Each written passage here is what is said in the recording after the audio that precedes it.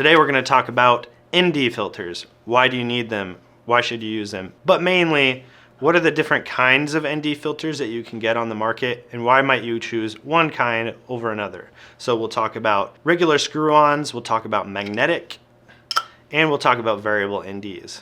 So what are ND filters? If you're not aware, ND is neutral density. Neutral density filters are basically sunglasses for your camera lens.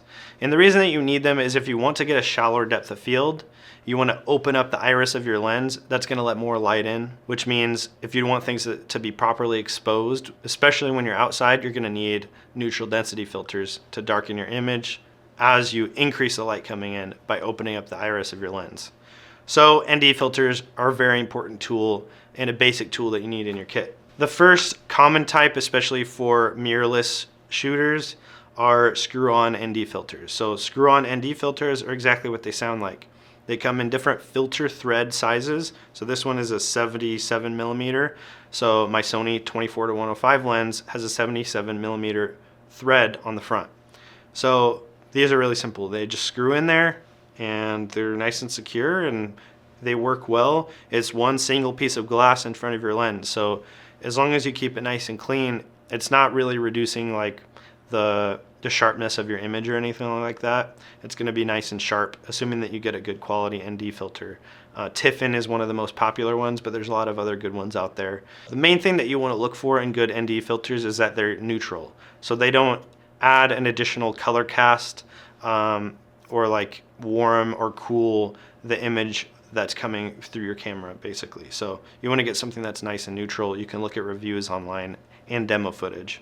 So there's screw-on filters. The upside is they're generally pretty affordable. The bigger they are, the more expensive they get. The downside is you have to screw them on and off, right? And then if you have multiple, now you have to screw on multiple. And it can be time consuming. So if you're in a time crunch, these are pretty slow to put on and take off. The next kind, which are fraught with problems, but also extremely convenient. And those are variable ND filters.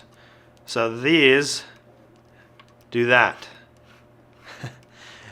I am spinning a dial and it gets darker and it gets lighter, which is super convenient when all you have to do is spin a dial to increase and decrease your exposure, right? I love that they can do that. And sometimes I do use a variable ND filter. The problem with variable ND filters is there are so many different ones and it's hard to tell right away which ones are quality or not. What I mean is variable ND filters work by putting two polarizing filters together. And so as the polarizers change orientation, it allows less light through both of them. I don't know all the science behind it. All I know is that when they spin one polarizer and one stays still, this one, it creates a polarization effect, which reduces the amount of light going through. The problem is that with variable ND filters, unless the glass is very, very clear, you're now shooting through two pieces of glass. And I have noticed, and as Philip Bloom did a whole long breakdown about variable ND filters, if you have a poor quality one, it's going to make your image soft.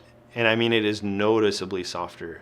I noticed this when I bought one particular brand's variable ND filter, Prism Lens Effects one, and I liked that it had hard stops and it was clearly marked, but man, that thing really softens my footage. And for me, that's a problem. So I want to have control over those factors. The other thing is that they often add a sort of like a color tint to your image, and it can vary from brand to brand. So it might warm your image, it might cool it, it might add a magenta tinge to your image, and to me that's also a problem. So that's when you need to invest in a higher quality one that's going to get you less of those issues.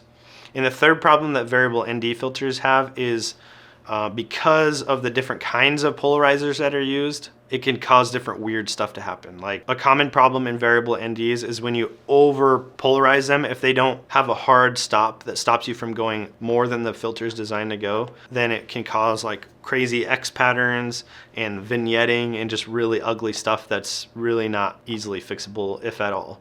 So just be aware of that and really do your research before you buy a variable ND. The other problem that variable NDs can have is you really need to remember that you have a variable ND on your lens. If you're trying to shoot screens, like a GPS monitor, a phone screen, a laptop screen, a TV, any stuff like that, a polarizer will cut out light from that object. So if you're trying to film a bright monitor on a computer or whatever, I made this mistake on a product shoot for a smartwatch. And I had a variable ND filter, and I wondered, why the heck is this watch so dark? Like, why is the display so dark? It's because I had the variable ND on. So all the footage I captured, the screen was too dark. So I don't know how they fixed that in the end. They probably had to rotoscope and brighten it, which is a whole bunch of extra work. So that was a stupid mistake. I haven't made that mistake again ever since. And that's something that you need to keep in mind. So if you need to eliminate that issue, put on a regular ND and don't use a variable ND filter. Not to beat up variable NDs too much, the convenience is pretty much unmatched. I mean, all you have to do is spin a dial. That's really cool. So they're really popular with like wedding videographers, event videography, anything where you're like run and gun. Variable NDs are very convenient. Another kind of ND filter out there are square ND filters. These are filters that fit inside a matte box, and they have the same benefits as a regular screw-on filter in that they're a thin filter. They don't have the issues that a variable ND filter is going to have, but they have the drawbacks of you have to switch them out every time. You want a different filter, you got to take that one out, you got to put another one in. And if you're not running a matte box, it's really not an issue that you need to think about. But if you do get to matte box territory, then you're gonna have to start looking into ND filters. Again, same kind of things you need to look out for are issues with color cast, like adding a coloration to your image, and whether they're nice and sharp and don't reduce the clarity of your image. So that's square NDs in a nutshell. The last thing, which I really love, so these are by Freewell. These are my current NDs that I use for everything. They have some drawbacks, you know, not as convenient as a variable ND, but they're kind of like a happy medium for me between a screw-on and a variable ND.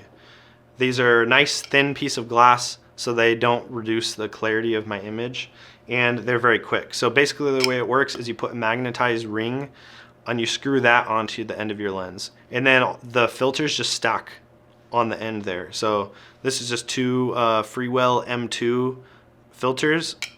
So that's how it would work with my camera. It literally just boom, and I'm done. So when I'm on set and I need a new ND, I just pop, take that one off, boom, stick on the next one, and I'm good to go. So it's still really quick and gets rid of the compromises that I'd get from using a variable ND, so I like that. The biggest drawback for me is that if you want to use these in conjunction with regular screw-on filters, like I have some creative filtration, some like creative diffusion filters that I like to use, and unfortunately like it kind of complicates things because these are thinner filters. They do not have threads on them. They're only designed to connect with magnetic connection. So if I want to use a different filter that I have to screw that one on my camera lens, and then I have to screw on the magnetic ring, and then I have to put this on.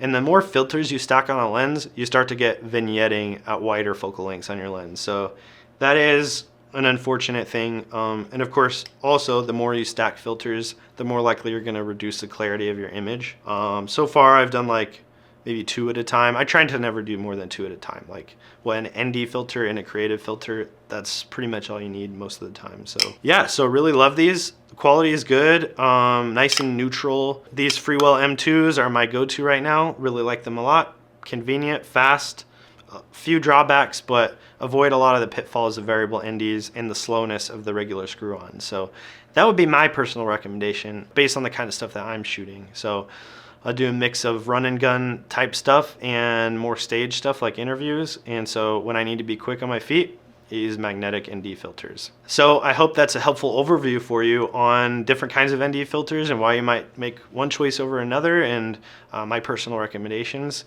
I really appreciate you taking the time to watch the video. If you'd like to see more content like this, please give me a subscribe and like the video, and I'll see you next time.